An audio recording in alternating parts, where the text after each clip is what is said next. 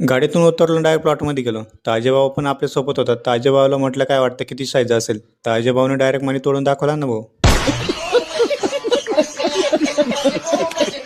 तर जय श्रीराम मित्रांनो, मी अनिल जाधव. तुमचं स्वागत माझ्या छोट्याशा ब्लॉगमध्ये. तर आज आलो होतो आम्ही शेलूपुरीमध्ये. सकाळी सकाळी प्लॉटला काही शुगर लागत नव्हती. मग थोडा वेळ थांबून मग खोडायला पण चालू करून दिला. खोडून झाल्यानंतर मस्त पोरं आराम करीत बसले होते. तर तेवढ्यात एक जण म्हणे लवकर बाहेर या. मी यायच्या आधी ते सगळेजण इकडे येऊन उभे होते. तर म्हणलं काय रे काय झालं. तर म्हणे काय नाही रे, हे डोंगर पाहायला बोलवलं होतं.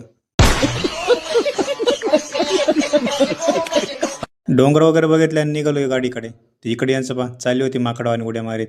तर तिकडे पोरांचं लोडिंग झालं होतं. म्हणलं चला आता जाऊ गाडीकडे. तर एक जण म्हणतो इकडे गहू काढला पण आणि आपल्याकडे अजून गहू वाढला सुद्धा नाही. शेतकऱ्याचं व्हायचं रान होतं.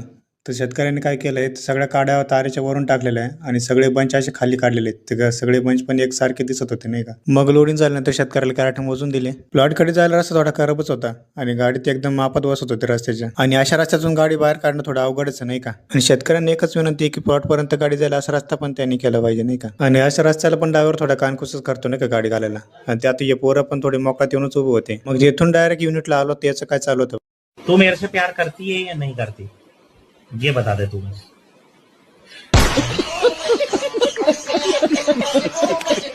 तरी आमचे शिंदे साहेब बरं का. बाकीच्याचं काही माहिती नाही, पण आमच्यासाठी खास प्रेमाचा माणूस आहे बरं का. तुम्ही म्हणत असाल तर युनिट आल्यावर गाडी काय चेकिंग करता, तर जास्त काही नाही तर फक्त शुगर चेक करता. तर व्हिडिओ आवडल्यास फॉलो नक्की करा. तर आतापुरते एवढंच, भेटू पुढल्या व्हिडिओमध्ये.